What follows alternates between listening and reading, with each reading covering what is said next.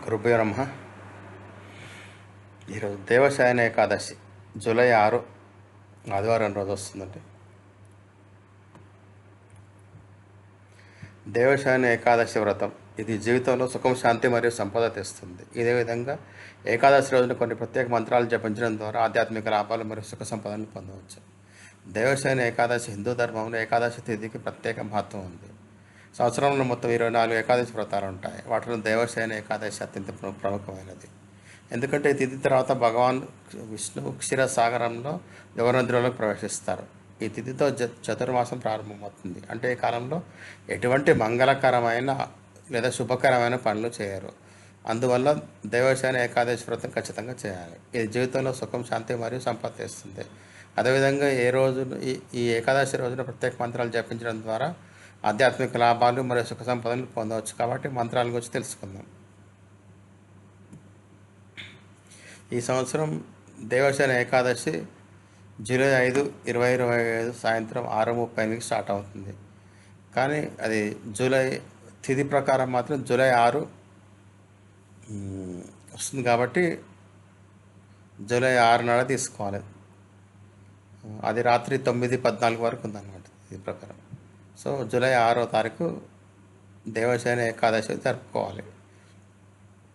దేవశయన ఏకాదశి రోజు ఏ మంత్రాలు చదవాలి? ఓం నమో భగవతే వాసుదేవాయ, ఓం శ్రీ విష్ణవే చ విద్మహే వాసుదేవాయ ధీమహి తన్నో విష్ణు ప్రచోదయాత్ ఈ మంత్రం చదువుకోండి. లేదా ఓం నమో నారాయణ, లేదా హరే రామ రామ రామ హరే హరే, హరే కృష్ణ కృష్ణ కృష్ణ హరే హరే, లేదా ఓం పద్మప్రియాయ నమః అని మంత్రం చదువుకోవచ్చు. లేదా సుప్తే త్వయి జగన్నాథ జగత్ సుప్తం భవేదిదిమ విబుద్ధే త్వయి బుద్ధ్యతే జగత్ సర్వం చరాచరమ ఇది చదువుకోవచ్చు మంత్రం. ఈ వీటిలో ఏదైనా నచ్చిన మంత్రం చదువుకోండి. దేవశయన ఏకాదశి ముహూర్తం బ్రహ్మముహూర్తం 4:08 అండి. 4:08 నుంచి 4:49 వరకు. అభిజిత్ ముహూర్తం మధ్యాహ్నం 11:50 నుంచి 12:54 వరకు.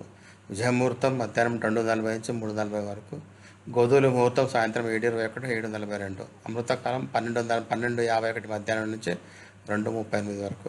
త్రిపుష్కర యోగం 9:14 నుంచి 10:42 రాత్రి. దేవశయన ఏకాదశి ఆషాఢ శుక్లపక్ష ఏకాదశి దేవశయన ఏకాదశి అంటారు. ఈ రోజున భగవాన్ విష్ణు నిద్రకు వెళ్ళి 4 నెలల తర్వాత ప్రబోధిని ఏకాదశి నాడు మేల్కొంటారు. దేవశయన ఏకాదశి ప్రసిద్ధ జగన్నాథ రథయాత్ర తర్వాత వస్తుంది. ప్రస్తుతం ఇంగ్లీష్ క్యాలెండర్ ప్రకారం జూన్ లేదా జూలై నెలలో వస్తుంది. హిందూ క్యాలెండర్ ప్రకారం 4 నెలలు పవిత్రమైన చతుర్మాసం ఈ రోజు నుండి ప్రారంభమవుతుంది. దేవశయన ఏకాదశి, పద్మ ఏకాదశి, ఆషాఢ ఏకాదశి లేదా హరిశయన ఏకాదశి అని పిలుస్తారు. పారణ అంటే ఉపవాసం విడిచిపెట్టడం. ఏకాదశి వ్రతం తర్వాత సూర్యోదయం తర్వాత పారణ చేస్తారు. ద్వాదశి తిథి ముగడానికి ముందే పారణ చేయాలి. ద్వాదశి లోపల పారణ చేయకపోతే అది ఒక దోషంగా పరిగణించబడుతుంది. పారణ హరివాసర సమయంలో చేయకూడదు. ఉపవాసం విడిచిపెట్టడానికి ముందు హరివాసర సమయం పూర్తి కావడానికి వేచి ఉండాలి. హరివాసర అంటే ద్వాదశి తిథి మొదటి 4వ భాగం. ఉపవాసం విడిచిపెట్టడానికి ఉదయం సమయంలో అత్యంత ప్రాధాన్యత ఇవ్వబడింది. మధ్యాహ్నం సమయంలో ఉపవాసం విడిచిపెట్టడం నివారించాలి. కొన్ని కారణాల వల్ల ఉదయం సమయంలో ఉపవాసం విడిచిపెట్టకపోతే మధ్యాహ్నం తర్వాత చేయాలి.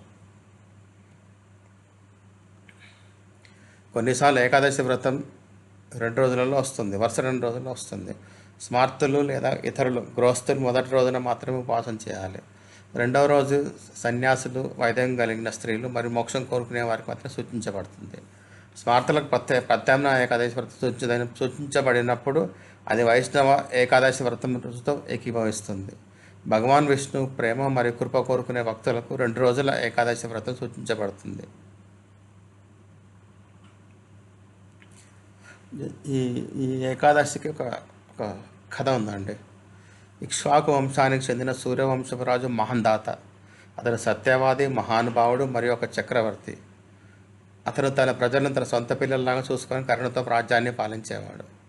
అతని పరిపాలన రాజ్యం అభివృద్ధి చెందింది మరియు ప్రజలు సుఖంగా జీవించారు. అతని రాజ్యంలో ఎప్పుడూ కరువు రాలేదు మరియు ప్రకృతి వైపరీత్యాల నుండి రక్షించబడింది. అయితే దేవతలు ఒకసారి అతనిపై కోపం చెందిన కారణంగా ఆ, ఆ కారణం తెలియదు. వారి కోపాన్ని వల్ల ఆ రాజ్యంలో భయంకరమైన కరువు తాకింది. ఆహారం లేకపోవడం వల్ల ప్రజలు చాలా బాధపడ్డారు. రాజ్యంలో యజ్ఞాలు నిర్వహించబడలేదు. కరువు బాధితులైన ప్రజలు ఒకరోజు రాజును దుఃఖంతో సమీపించారు. ఓ రాజా, సమస్త సృష్టికి వర్షమే మూలం. వర్షం లేకపోవడం వల్ల మన రాజ్యంలో కరువు వచ్చింది మరియు ప్రజలు చనిపోతున్నారు ఆకలితో. ఓ భూపతి, మా బాధను తగ్గించడానికి ఏదైనా చేయండి అని అడిగారు. ఈ కరువు నుండి త్వరలో ఉపశమనం లభించకపోతే మేము మరొక రాజ్యంలో ఆశ్రయం కోసం వెళ్ళాల్సి వస్తుందని చెప్పారు. రాజు తన ప్రజల మాటలు విని ఇలా చెప్పాడు: మీరు చెప్పింది సరైనదే. వర్షం లేకపోతే మీలో అనేక మంది బాధపడుతున్నారు. రాజుగా నా పాపాల కారణంగా మీరు అనుభవిస్తున్నారు. నేను ఈ విషయంపై లోతుగా ఆలోచిస్తున్నప్పటికీ నా చర్యలలో ఏదైనా తప్పులు గుర్తించలేకపోతున్నాను. మీ బాధను తగ్గించడానికి నేను గొప్ప ప్రయత్నాలు చేస్తున్నాను. కాబట్టి దయచేసి చింతించకండి. నేను ఒక పరిష్కారం కనుగొంటానని మాట ఇస్తున్నాను అని చెప్పాడు. రాజు మాటలు విన్న ప్రజలు వెళ్ళిపోయారు. రాజు మాందాతో దేవుణ్ణి పూజించాడు. తర్వాత కొంతమంది ఎంపికైన వ్యక్తులతో కలిసి అడవిలోకి వెళ్ళాడు. వివిధ పనులు మరియు ఆశ్రమాలను సంచరిస్తూ చివరకు అతను బ్రహ్మదేవుని మానసపుత్రుడు ఋషి అంగీరసు దగ్గరికి వెళ్ళాడు.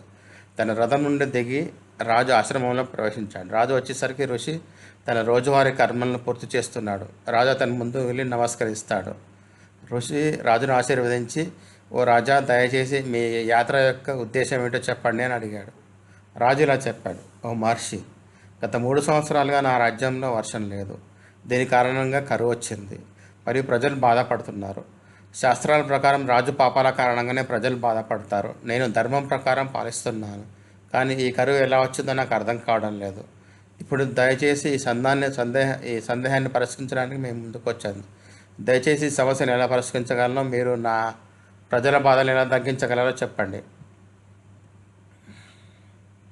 రాజు యొక్క బాధను చూసి ఋషి అన్నారు: ఓ రాజా, మీరు ఈ పరిస్థితి నుండి విముక్తి పొందాలనుకుంటే ఆషాఢమాసంలో శుక్లపక్షంలో వచ్చే దేవశయని ఏకాదశి వ్రతాన్ని సరైన విధానంతో పాటించండి. ఈ వ్రతశక్తి ద్వారా మీ రాజ్యంలో వర్షం కురుస్తుంది మరియు ప్రజలు తమ సుఖాన్ని తిరిగి పొందుతారు. ఎందుకంటే ఈ ఏకాదశి వ్రతం విజయాన్ని తెస్తుంది మరియు బాధను తగ్గిస్తుంది. ఋషి మాటలు విన్న రాజు తన నగరానికి వచ్చి దేవశయన ఏకాదశి వ్రతాన్ని సరైన విధానంతో పాటించాడు. ఈ వ్రత ఫలితంగా రాజ్యంలో సమృద్ధిగా వర్షం కురిసింది. తర్వాత ప్రజలు కరువు నుండి విముక్తి పొందారు.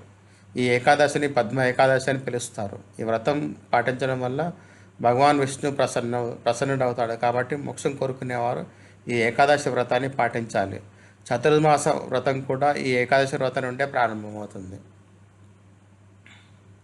ధన్యవాదాలు.